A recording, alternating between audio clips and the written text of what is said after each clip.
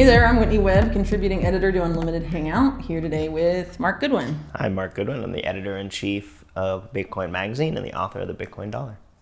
And today Mark and I are going to be talking about debt in the digital finance era, digital debt, I guess you could say. So to start off, we wanted to talk about the new international monetary system that's taking shape. So some of the people that we've written about recently and also over the past few years have announced on and off that we're in the new Bretton Woods moment, that this moment needs to be seized to create a new global financial governance system. And if you believe people like Mark Carney, one of the most prominent central bankers in the world and the current UN envoy for climate finance, the pillars of this, the three pillars of this new financial system to be created are multipolar currencies, global carbon markets, and CBDCs and their private sector equivalents. So I guess we'll start with one of these pillars, one that you and I have been talking and writing a lot about over the past, few years or so. I guess it would be CBDCs and the private sector equivalent. So, Mark, you want to give an overview maybe of where that's going and how it's not just, retail CBDC. We need to be vigilant about wholesale CBDC as well, and how this facilitates this new financial governance system. Yeah, totally. There's a lot of fear about direct issued government digital currencies. The fears being that it increases the ability for surveillance and the ability for blacklisting, and this programmability, of digital money can be used against citizens from big bad evil government, which of course is true, but capital creation has really never been a public sector. It hasn't been a public sector gambit for a really long time. It's really been taken over by the private sector, and the way that works is the government issues these securities and sells these bonds to private banks, who then use those bonds to create dollars. They use the collateral from the debt that they buy from the government to actually create the dollars in your bank account. The digital dollar has been around for a very long time. It's been digitized for decades. And so we have this, big fear that's been basically, simulated of digital, direct issue digital currency from the government. And we're all very fearful of that. But really what's happening, what we're actually seeing, much more so than CBDCs actually being issued, is we're seeing the private sector enter the market and continue this game of private capital creation by buying these bonds and creating these, debt tokens, basically. And that's what stable coins are. They're tokenized debt with a dollar denomination. And we're going to continue to see that. The private sector actually is very helpful for the government. We can look at COVID as this kind of model for what they're going to do, where they used, private companies to restrict certain voices, restrict certain ideas, blacklist certain discourse from the discussion about COVID. Whereas if these were actually public squares that the government needed to uphold for citizens, they would not really be able to restrict people as much. But they can go ahead and force these sort of private companies that are heavily government contracted, like a Google or a Twitter, to suppress voices. They're going to do the same thing with the banking industry, and they're going to be private basically in name only, have very heavy connections with these private, fintech companies that are issuing stablecoins. And we've already seen that. Tether already has onboarded the FBI and the Secret Service, to their blockchain. Meanwhile, they're buying $100 billion worth of government debt. And one of the fastest growing sectors of purchasing government debt are these fintech companies. So I think the CBDC thing is really going to be basically essentially a red herring, and we're going to see the private capital creation gambit continue. There was $100 billion worth of treasuries purchased by Tether and its subsidiaries, and the people that own them, like Cantor Fitzgerald, Deltec, these banking partners. They're one of the fastest growing markets for government debt purchasing. They would be in the top 20 of a sovereign nation buying debt. They're at about 1/10 of our biggest creditor, which is China and Japan. They're just a little bit above $1 trillion. They're now at $100 billion. So just one company has 1/10 of the debt that the U.S. has ever sold to China and Japan. Do you think the U.S. Government's runaway spending and extreme behavior with respect to the amount of debt they're accruing is going to be the way they're going to try and manage that is going to involve stable coins then?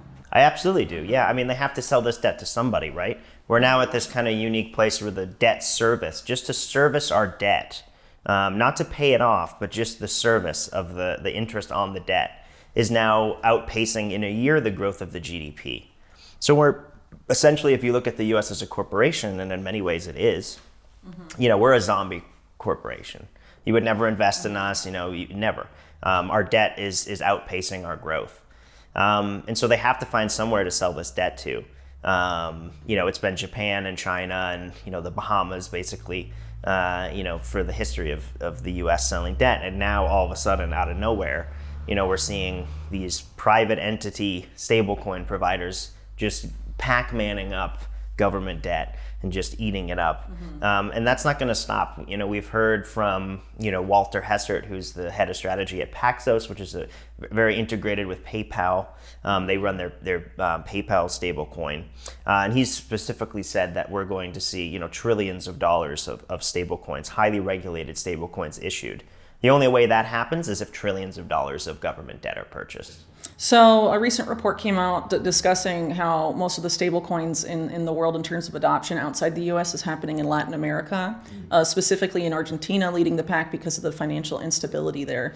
So how do you view that in the context of the fact that the U.S. historically has used debt through the World Bank and some of the IMF, some of these institutions using debt to control these countries? Do you think stable coins could take the charge there? I think stable coins are the ultimate technology for spreading U.S. government debt around the world.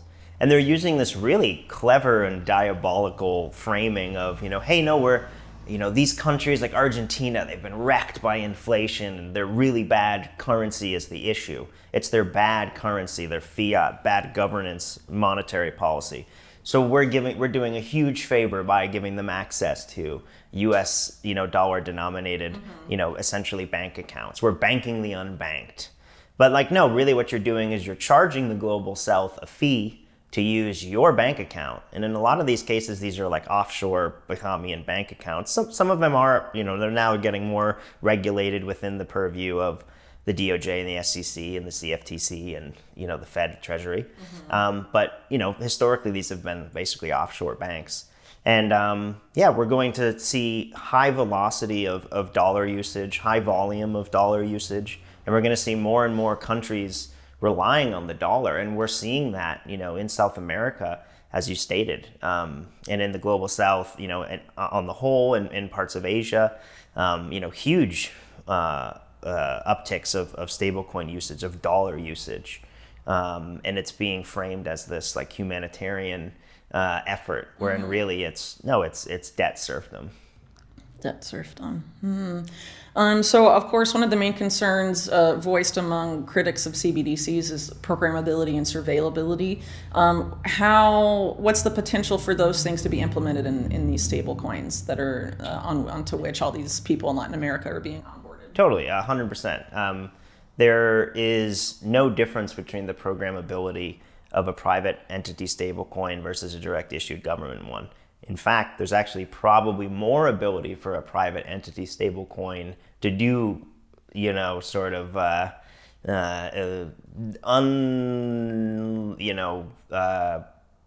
probably more opportunity for a private entity stablecoin to do more shenanigans with the programmability of their dollar-denominated token rather than the government. Again, they can hide behind, the restriction of customer access being in the private sector. They retain a lot more ability to do that than they would if they were openly in the public sector.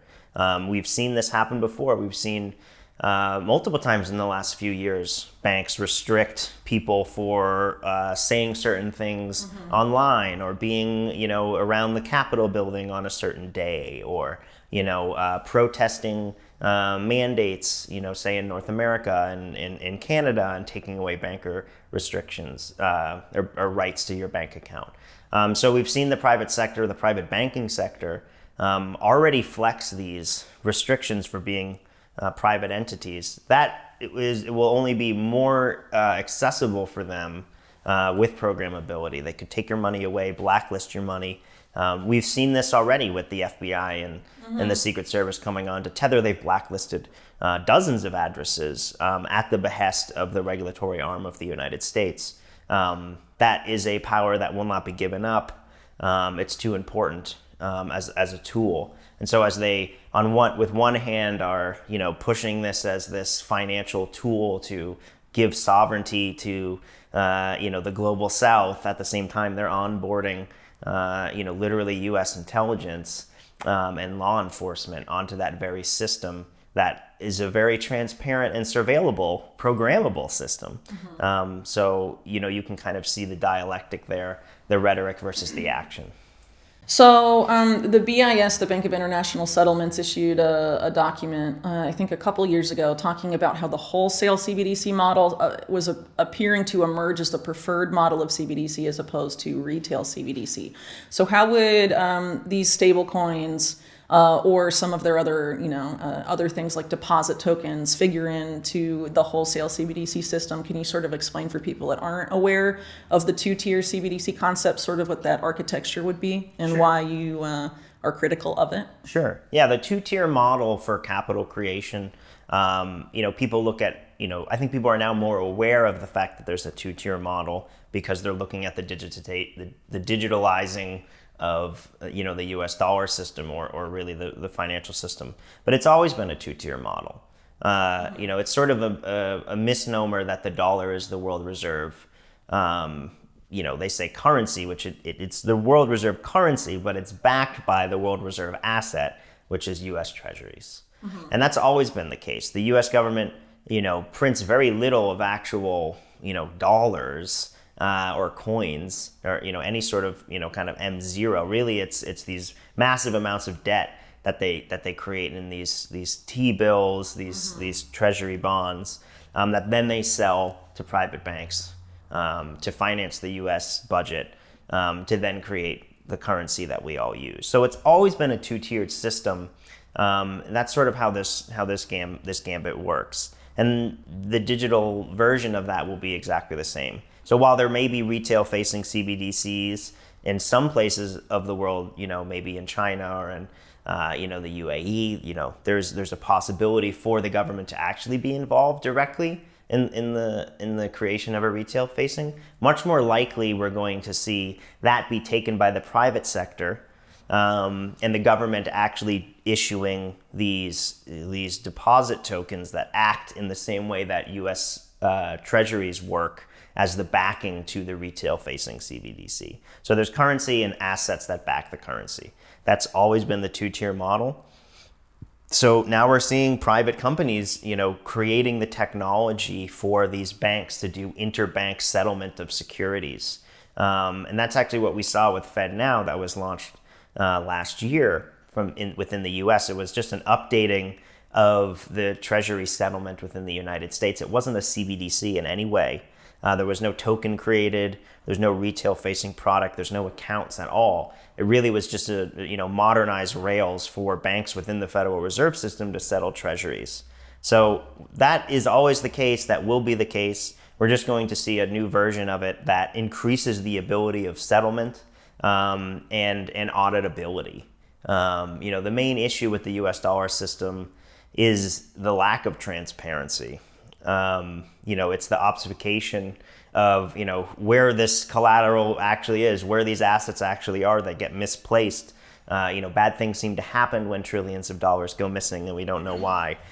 So they're going to digitize it and create this two-tiered system that then they can use these deposit tokens to create currency on top of and fractionalize these tokens and use them and cut them all up and do their debt games that they love to do, that we've seen the likes of Larry Fink creating the CMO and watching what happened in 2008 with the CBO explosion.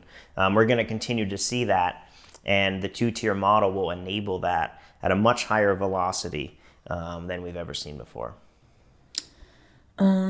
So for the past several centuries, the world has pretty much been operating under a debt-based monetary system. And debt has been used to control people, large groups, entire countries, groups of countries for a very long time. So how do you see the use of debt as a form of control changing in this new age where it can be programmed, essentially, like programmable debt? Yeah, I mean, again, it's the same mechanism, the same two-tier system, the same people that get to sit around around the money printer that get to create the debt that they sell to people. It's the same people. They want to uphold this model. They just want to do it in a way that allows them to do it better. Stable coins, much like dollars, are debt. They're debt instruments. This entire system is based on debt, as you just said. And so they want to digitize debt. And the way that you do that is you have to have it with some, connected to some sort of collateral, some sort of asset somewhere that you actually use to create the credit on top of. So I don't think it's a surprise that we're seeing people trying, their darndest to figure out how do we digitize debt? How do we digitize deposit tokens? How do we digitize securities? How do we digitize, the dollar instrument, the token of the dollar is the easiest part. How do we digitize these instruments that we use to, create debt with, like real estate or natural assets or all these things. So we're seeing this push now as the technology is getting better and more of these huge institutional debt players, like a BlackRock or a JP Morgan, are moving into blockchain. There's an entire new push to digitize the natural world, real estate, and these treasury security debt model, assets, to be able to put them into a universal ledger that then can be used to create credit on top of. So yeah, we're going to see a digitalization of debt. And I think the thing that's really interesting about the digitalization of debt is we're seeing this happen at the same time as the rise of Bitcoin, which is essentially the only digital asset that isn't debt. It's digital M0. It operates in the same way that the treasury operates, in that instead of relying on a trusted third party to settle, or there being an account balance like an M1, like a checkings account, it's if you hold the coins and you hold the ability to sign for those coins, no one can stop you from settling them or trading them.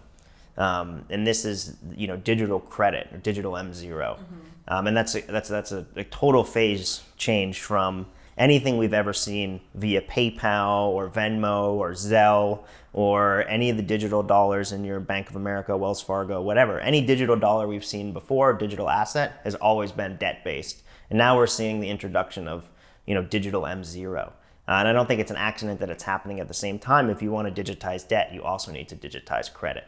And so we're seeing the rise simultaneously.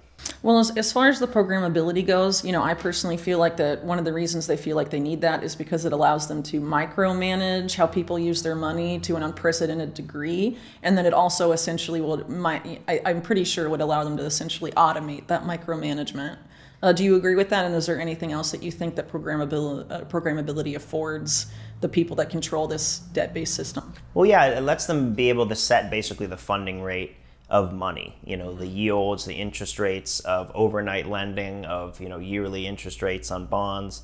It gives them much more control over this system, 365, 24/7. Blockchains don't sleep, they always go. But I do think, you kind of hinted on it there, and I'd love to hear your take on, okay, well, if we're digitizing everything, we're giving everything a number, everything an integer on this ledger. How do humans interact with it? What is the necessary piece for humans to be able to interact with this universal ledger? You've written a lot about how digital ID systems work and how it's a necessity for this digitized system. Mm-hmm. So talk to me about how you think digital IDs are one of maybe a sub-pillar of the Carney model for the pillars of the financial system. Well, I would say in this context, I think the digital ID is a key enabler of the surveillance, knowing what everyone is doing at the transactional level and being able to tweak that micromanagement based on a person's activity, because the digital ID isn't just limited to the financial system, right? It's like your travel, your health history, your career history, your education credentials, your access to telecommunications, social media, the internet. With the new AI era, right, they can fuse all that data, analyze it, and depending on how they develop that AI algorithm, use it to control people really in unprecedented ways. Yeah, absolutely. So do you see is this whole digital debt model even possible without digital IDs? Who's really been working on these projects? Is this something that's embraced by the people that are trying to build this system, or is this sort of like just a necessity that needs to be done? Well, I think the digital ID and the CBDC and its private sector equivalence project is something that we're always sort of intended to be the same system. So there's documents from the UN, from the BIS, and related groups that are sort of been working that have been working on this for years. That essentially frame one as essential to the other, using words about, this is inclusionary, the whole, I guess, marketing behind digital ID is that everyone needs a legal ID because otherwise they're unable to access essential services, right? And so the idea is we all have to be included in the system, and they directly link that to the concept of financial inclusion and banking the unbanked, which you brought up earlier. But inherently, these systems actually function in an exclusionary way, based on how they've been set up. They have essentially said that this will be the only way to prove you have legal identity. And so if you don't participate in that system, as far as the state or the private sector is concerned, you don't exist. So by not participating in that system, you're inherently excluded from the economic system and really essentially everything. So you have to onboard to the surveillance state or be excluded from everything. So it's, being marketed as inclusion, but it's really inherently exclusionary. Totally. So how does this system get triggered? How do we move into the Mark Carney-ism? How does this actually happen? Obviously, if everyone zooms out and looks at this whole system and sees this panopticon that's being created, and the digitization and tokenization and fractionalization of everything and everyone, obviously we're not going to just like march into that knowing, that's the end goal. So Sure. how does this event get triggered? Is there an event? Is it a convenience thing? Is it, how do we end up where they want us to go? Well, I think they sort of give it away when they say that this is the new Bretton Woods movement that needs to be seized. So Bretton Woods was what came out of World War II, essentially, and was the creation of a new financial governance system after World War II.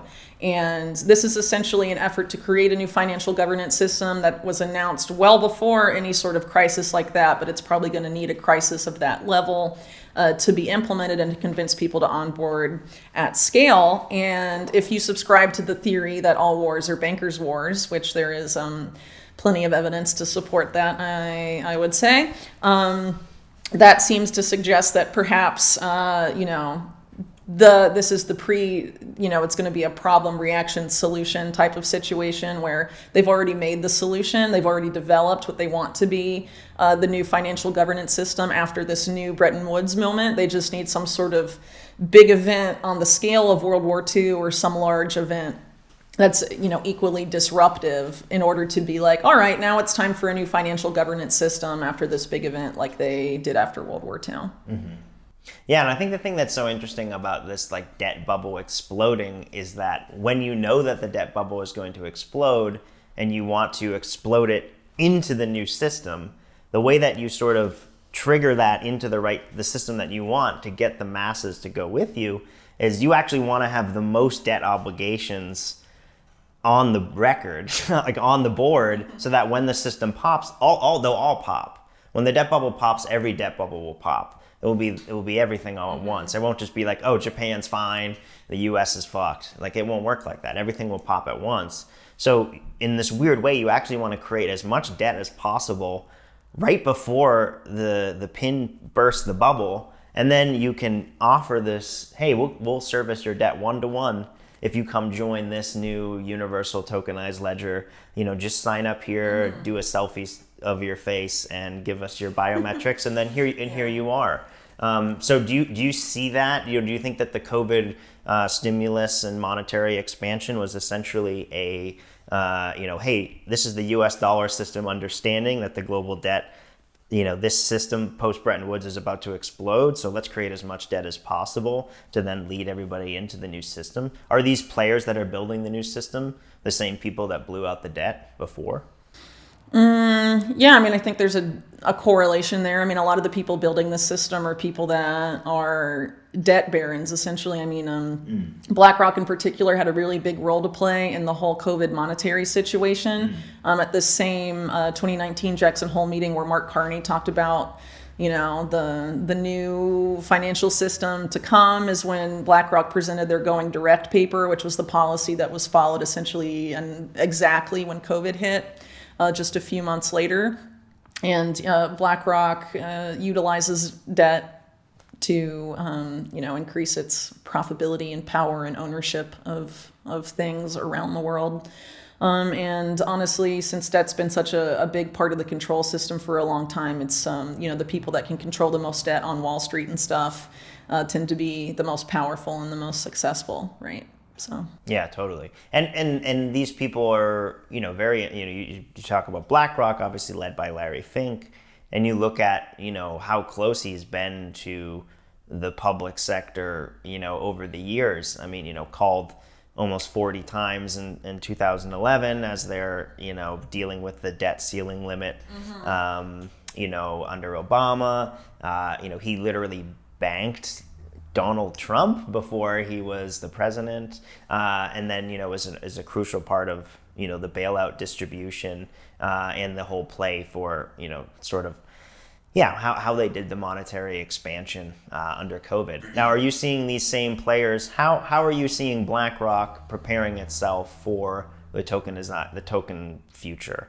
Are you seeing them, move into infrastructure? Are you seeing them move into, carbon markets? And what exactly are you seeing? How are these known debt barons preparing to retain debt baron status as the world and debt goes digital?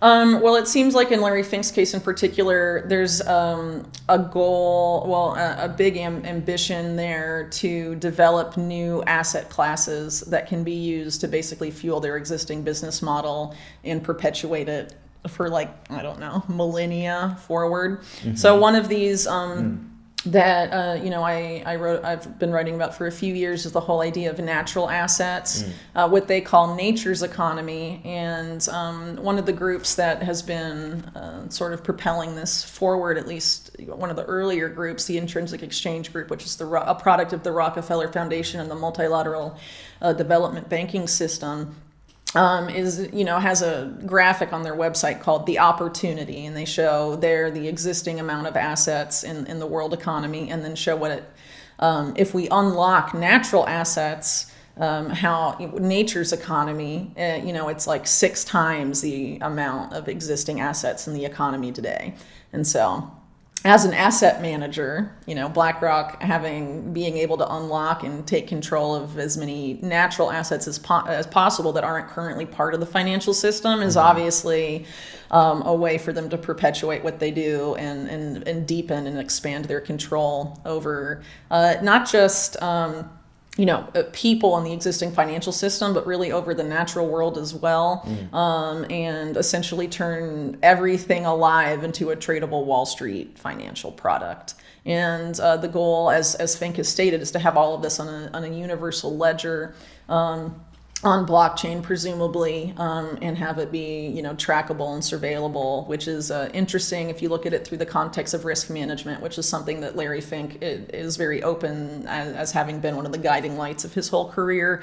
And so by having it all surveillable and automated in a sense, he's able to have his risk management AI thing, Aladdin, sort of exercise control over it in unprecedented ways, I think, for their benefit. And then, of course, a lot of what's happening now as we're moving into this new financial governance system is the push to change all of the infrastructure towards this, quote unquote, green a green model, I guess, or decarbonization, right? Which is, of course, interface with the global carbon market, but not necessarily so, like it doesn't have to be. But the push is obviously to create a bunch of new infrastructure all over the world, and BlackRock is positioning themselves to be one of the key players in that space. They acquired, I think they're called GIP, one of the biggest infrastructure, developers in the world. And I think one of their top guys at Davos just a few months ago was talking about how they're betting really big on infrastructure going forward, and it's going to be one of the biggest investment opportunities of the next several decades, actually. So I think they're quite ambitious, and if people aren't aware of this, I'm sure they'll get away with it, but we'll see. Yeah, so basically they want to use our retirement money to gamble on the privatization of energy and infrastructure of the global south. Well, they want to build the infrastructure both for the carbon markets and for the decarbonized world. They're using retirement assets of Americans, pension funds, and all of that to finance the constructing of what is essentially our debt-based panopticon. Right. Mm-hmm. So say they want, and I think all of that is obviously true, and we've written about that. If they want to digitize and tokenize and fractionalize, the natural world, which is essentially stated that that's what they want to do. Mm-hmm. What are the difficulties of that? I see, someone who's kind of studied, the way blockchains basically interact with real world data and price feeds, is there's sort of this issue, basically kind of colloquially known as like the Oracle problem of like, how do you actually put a proper price feed into a decentralized, smart contract, right? Like if say you want to, gamble on something on the game or whatever, and, you want it to pay out when the game's over, how do you implement, who scored the most points? You have to have this trusted source of a real world data point to actually then interact into this universal ledger smart contract system. Mm-hmm. So we're seeing basically a development within the private sector of how do we offer this as a service and like trust us, we're the trusted oracles that will tell you that your gold bar exists in this bank vault, mm-hmm. and that it is one-to-one represented, to your asset on the blockchain.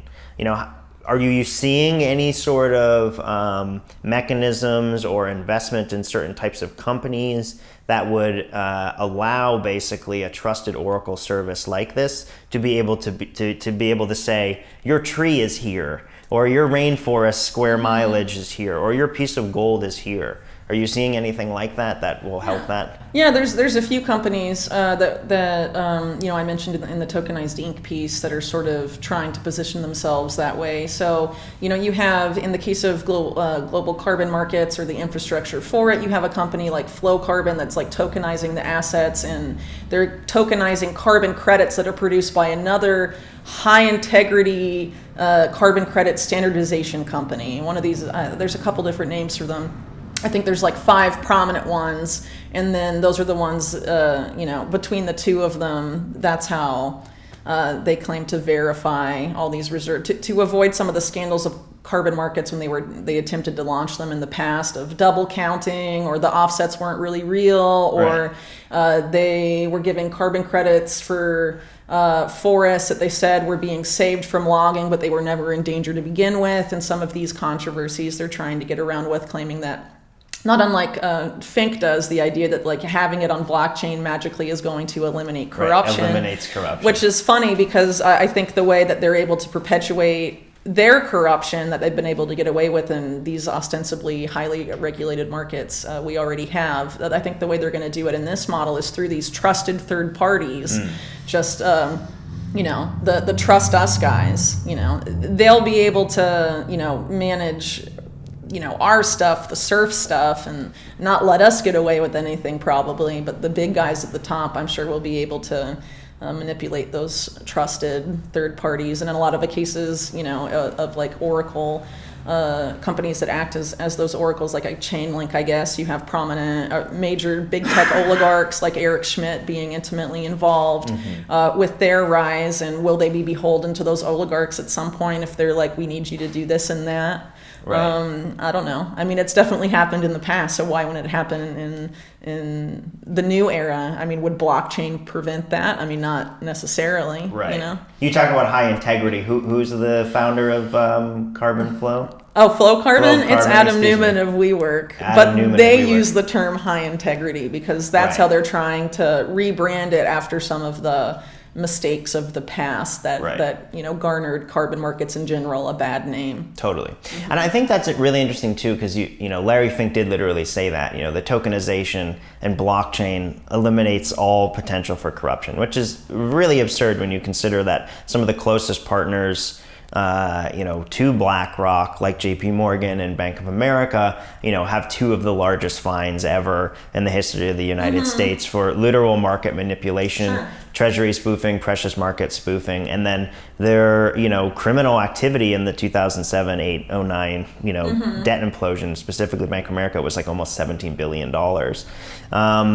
This idea that blockchain just magically eliminates corruption is really absurd, and I think it runs into this idea of decentralization theater, basically, and how these companies are hiding behind these isms and ideologies of the blockchain, that it's this magical thing. And I think there's something important there that if you control basically these third party systems, like an Oracle system within an interoperable, CBDC model, a multipolarity currency model, that's all these different jurisdictions that are all connected. That connecting, mycelium basically between all of these different pods, then that becomes the trusted third party. It doesn't matter if me and you sending, currency to each other is through this trustless blockchain, if then the thing that exchanges the assets that actually are represented on the ledger, then it's just it's even more centralized. Well, I think it's likely too that either the national governments or the UN or somebody like that is going to choose who the trusted third parties are. They're going to be the kingmakers of who gets to serve in that role. And so they're able to choose the ones that are most compliant to their needs, or the ones that they created in the first place to serve the specific purpose and things of that nature. But to think that the fact that a lot of these corrupt entities that we know are corrupt or have engaged in corruption, BlackRock, JP Morgan, et cetera, are some of the key architects of the system, to think that they would all of a sudden not engage in that activity when they're the ones building this system. It's not like they're going to build a new system that ties their hands back, They're going to be able to engage in business as usual. And I think part of the goal of the whole global carbon market thing for them is that it allows them to unlock so many new assets and so much more collateral and so much other stuff to create new debt out of, and to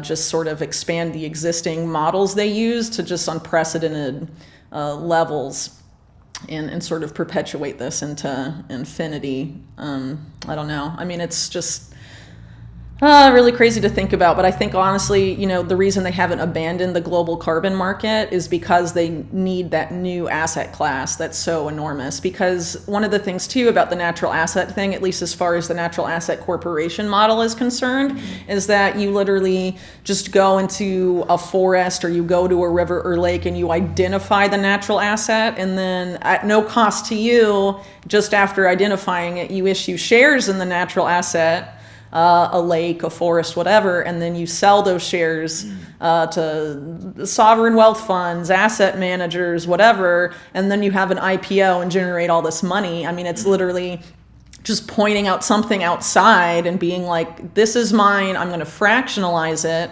and sell it to people, and you're producing money in out of thin air, essentially. Yeah. And you're able to do that. I mean, the natural world is vast and huge, and they're doing this, they're financializing it all, as framing it as the only way to save the planet. Right. But really it's the only way for them to save their insane debt racket. Right.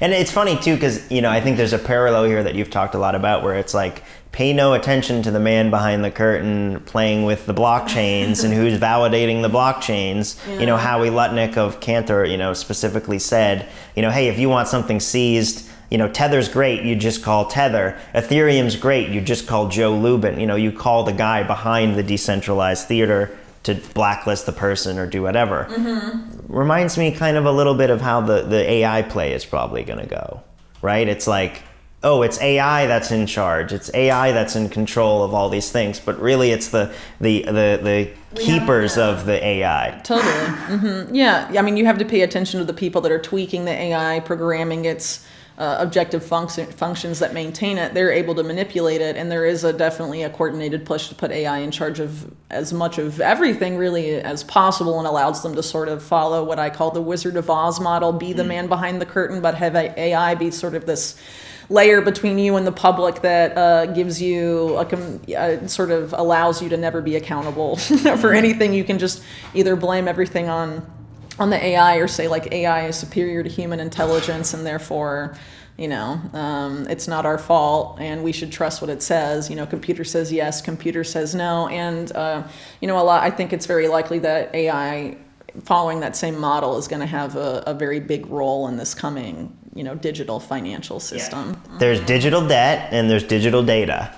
And blockchain is useless without digital debt, and AI is useless without digital data. So they're basically trying to create, well, how do we feed the real world into these two systems, and then how do we fuse these two systems while actually really having a guy sitting there on the computer that's pressing all the buttons? Yeah, so, this universal ledger that Larry Fink's talking about is going to be the debt data system, basically. Totally. Yeah.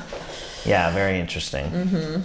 Yeah, and it's so strange too, because I think a lot of the fear of CBDCs and all that, there's this like, everything's going to be surveilled, and the blacklist opportunities and all these things. It's like, how could it be any worse than it is now? How could the panopticon be any worse? Well, the way that you make it worse is you make the ledger that upholds it immutable and durable and upheld by everyone in the system, as a this is convenient for you. This is the free market. You're a sovereign individual by running your own node and holding on to this data for everybody and upholding this ledger and connecting to peers and, validating, So I'm seeing this, this typically, this socialism model, this world government model, this carbon market model has typically been sort of a lefty comment, like a liberal modern movement. To leftists. Right. Yeah. But now we're seeing a new thing kind of happening in this, kind of post-Trump like phase shift basically to the right, and using the right in this sort of anarchistic, capitalist, libertarian model that, how do you actually enact a carbon market, blockchains, digital IDs? How do we actually, ransack the global south via carbon market control and tokenize the rainforest? Yeah. It's like, well, we do it as... Yeah, well, I think the selling point that we're going to be seeing soon are these same guys saying this is the free market solution to climate change. Right. Let's let the free market resolve the environmental issues that we're facing, and this is the way to do it. I think it's probably going to be cloaked under those metrics, because obviously framing it in sort of a left-leaning way has been unsuccessful and generated a lot of pushback. To the point where you have big groups like BlackRock and Vanguard, abandoning some big climate groups that they were a part of. You have Larry Fink openly backing away from the term ESG after being sort of the ESG champion guy, and going on record saying that a lot of this stuff that BlackRock's been involved in, that's been framed as ESG, isn't about politics or ideology. It's about the prospect of long-term returns and profit. So I think, him moving in that rhetorical direction is sort of a harbinger of what we're likely to see going forward, because they want the big players in financial markets to sign on, and they don't want to see it as like a state-led thing. They want to see it as a private sector-led thing to get them to onboard, and also to sort of, I think, neuter a lot of the criticism from right-leaning people and the populist right in general. The guys with guns. Yeah, well, in the States, Sure. the majority of gun owners, right? They want to sort of placate them, and I think they're also going to offer it to people as, if you buy into these systems, you'll, be prosperous. This is, a return to sovereignty and prosperity, right. And they're going to use some of these technologies, where people have heard the terms but aren't necessarily overly familiar with them, and sort of market it as being, a return to financial sovereignty and prosperity and stuff, but not necessarily. I think it's, again, it's going to be the same debt-based monetary system. Debt is a form of control, right? But they're going to try and market it, I think, under those metrics. Yeah, it's really disturbing when you think about it, like the mechanism. They basically privatized the profiteering off the debt bubble, and now that the debt bubble was out of control and it's going to do its thing, it's like, well, now let's make it public, and now let's give everyone access to the debt market as everything is about to explode.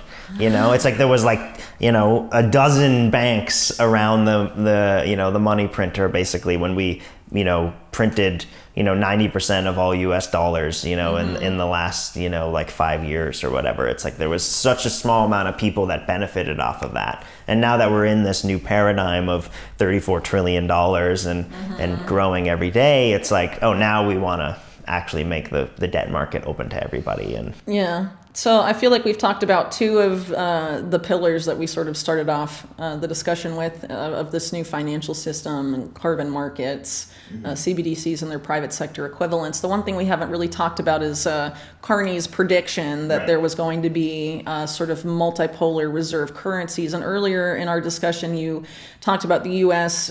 Dollar, not necessarily, it is the reserve currency, but it's only that because, it's backed by the reserve asset.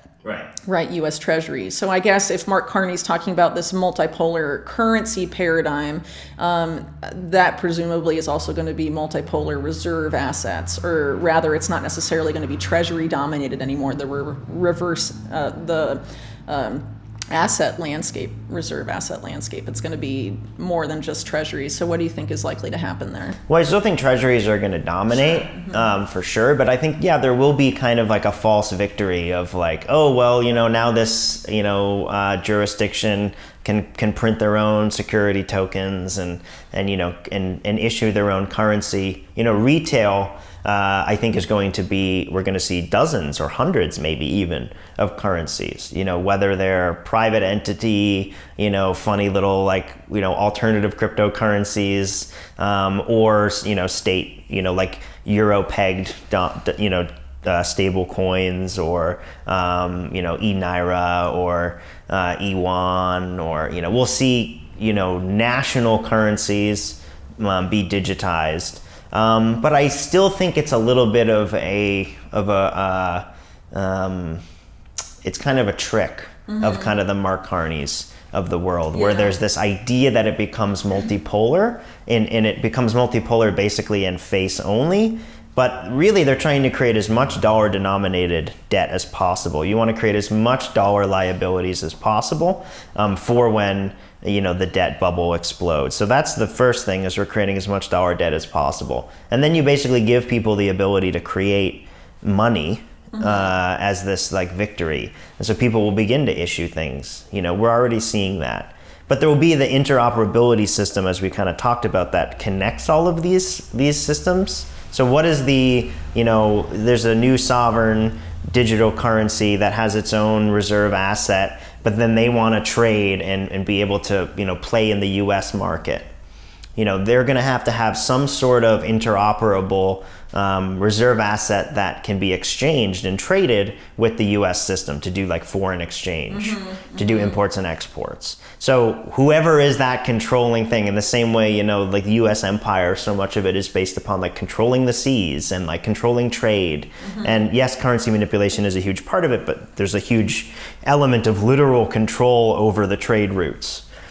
That same thing is going to occur, but in the digital debt world, in this multipolarity interoperability. So whoever wins basically the seas of trade between all of these little poles everywhere is going to be the big winner. So they basically push this idea that it's this this new paradigm for the nation state to come back and de-dollarize the BRICS model, all these things. We're cheering on de-dollarization, but really it's kind of a psyop, as the world is the most dollarized it's ever been, and we're seeing dollar-denominated liabilities spread all across the world. Well, since Carney made this claim, there's been, in some of the most establishment financial, mainstream media organizations, claims about how this multipolar currency paradigm is taking shape. And, in Carney's speech, and also some of these outlets initially were sort of pointing towards the yuan as being some sort of competitor there. But now it looks like they've sort of moved towards what the efforts of the BRICS bloc collectively to make a BRICS currency. Right. Have any thoughts about that? Yeah, I mean, I just think that in general, the idea of multipolarity in the geopolitical spectrum is, again, kind of it's a useful way to create left, right, us versus them, red, blue, these paradigms that they use as a way to basically control us with dialectics. and get us towards the output. It's Sure. not red versus blue, it's purple versus you kind of well, thing. the BRICS countries are all very committed to UN Agenda 2030 and the Right. SDGs and all of that. And Mark Carney, one of the architects of this, is the UN envoy for climate finance that's designing a key part of the financial aspect. Right. He's basically in charge of implementing the financial aspects of the SDGs, and BRICS countries are just as committed to that as those in the West. Was there any tangible difference between the BRICS era response to COVID as there was to the US, UN, NATO response to COVID? Was there any difference between the Ukraine and Russia's response to COVID? Just a couple years before? No, there really wasn't. It was a lockstep. I think if you really believe this idea of multipolarity after what we saw in 2020, where we saw the same corporations basically, or at least 4 or 5 of corporations get to vaccinate everybody in the world, there was a lockstep lockdown, everyone went to zero interest rates, everyone printed a large percentage of money. I mean, there was basically no one that didn't do that. Or certainly anyone in kind of these meaningful discussions of who's going to take over new economic hegemon. So I see the same thing happening with this multipolarity currency system. We're going to see the private sector take over and do the bidding of the people really in charge of the public sector, and we're going to see the same oligarchs basically that ran the COVID response all across the world run the money. Because that's what it's always been. The money has always been the monopoly of world control, and those people are not going to willingly give this up. So, Fink recently said that he views Bitcoin specifically as a technology for asset storage. And in this multipolar currency paradigm, it's likely there's going to be, in multipolar reserve assets, they want to move away from the appearance, at least, that the U.S. dominates the reserve assets of the world. Do you think Bitcoin has a place in that? And do you think it's possible for the U.S. government to sort of Wizard of Oz that, to sort of be able to manipulate countries, through that potentially? 100%. Yeah. I mean, we talked earlier about how, Bitcoin basically is digital M0. It's this digital base layer money, digital base money, and all of these other dollar denominated things and Ethereums and all these whatevers are debt based. And Larry Fink specifically talks about it's technology for storing assets. It's this universal ledger of the state that we can shove any integers into, any bits, and use it to uphold the state of all sorts of other assets. The U.S. I think has the most to gain from Bitcoin. Actually, it's sort of this weird. It's been framed so much so the opposite. But the U.S. has so much Bitcoin. I mean, we have, I say we liberally, but we, the United States, has 1 million plus Bitcoin. We're seeing them embrace, 11 spot ETFs since the middle of January. On January 11th, 11 of them were approved by the SEC. The DOJ has seized like 250,000 Bitcoin. We're seeing companies like we're seeing companies like MicroStrategy.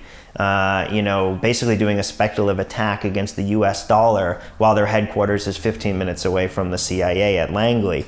They have 200,000 Bitcoin. The ETFs, with Grayscale and with the new BlackRock and Fidelity ETFs, there's like almost 600,000 Bitcoin now within the United States. Not to mention the retail wallets and Tesla and all the other, treasuries that exist, Block. There's a huge push within the United States, within the borders of the United States, to acquire as much Bitcoin as possible. This idea that this anti-state, anti-dollar revolution, I think, is sort of not really true based on the actual actions of the United States versus the rhetoric of, say, great example, Trump coming out. He tweets, the Bitcoin is a bunch of hot gas. There's only one reserve currency of the world, and it's the dollar, baby. And then what does he actually do? He brings in the former VP, head legal guy at Coinbase to run the Office of the Comptroller of the Currency, which is like the head legal lawyer, this guy Brian Brooks. He makes it legal for banks to hold crypto assets, to hold stable coins, to hold Bitcoin. Him and Kushner are emailing Mnuchin, talking about the private sector creating like a US dollar coin. So there's this like rhetoric of Bitcoin, Elizabeth Warren, anti-crypto army, all this stuff. It's really bad for the dollar. Same with the Facebook play into cryptocurrency with Libra. The whole Congress just did this whole beautiful Shakespearean act about how it's so dangerous to the US dollar when in really, it's globalizing. It would globalize the dollar even quicker and destroy all the other currencies in the basket, the Libra model. I think the US has way more to gain as we've crossed this 33 trillion, 34 trillion. We're at this runaway debt service.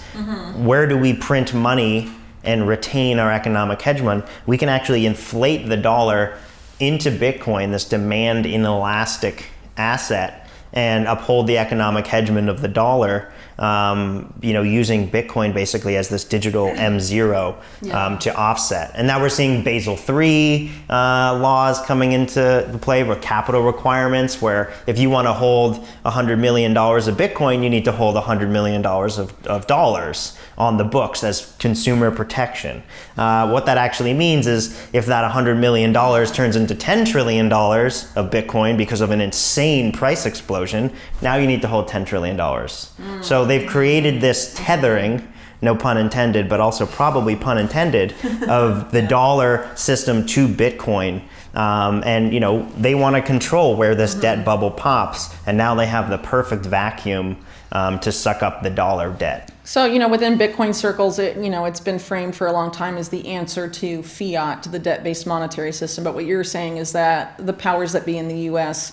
are poised to use it to perpetuate us into the new era of the debt-based monetary system. Yes, I am, for sure. But it's not that Bitcoin isn't all the things that we know it is, because it is. That's the thing. It empowers the individual that has gotten hip to it in the first decade and a half of its existence, as much as it empowers the U.S. dollar system and the private banks that control the Fed. So it's one of those awkward things where I think Bitcoiners have generally been correct about identifying Bitcoin as this new paradigm, because it is. It removes the ability for the state to debt pardon, to create capital. Now the new rate of growth in the economy, if this model does play out, is the issuance of Bitcoin, which has this disinflationary step function every 210,000 blocks, about every 4 years, the issuance cuts in half. And that's a state change to money. I mean, it changes the way, instead of you hold your money in dollars and every 4 years it devalues, 2% compounding every 4 years, that's incredibly significant. Now instead it actually theoretically does the opposite, where it grows every 4 years because the rate of relative issuance goes down. So it is a state change of money, which I think is generally very helpful for humans. This is a good thing.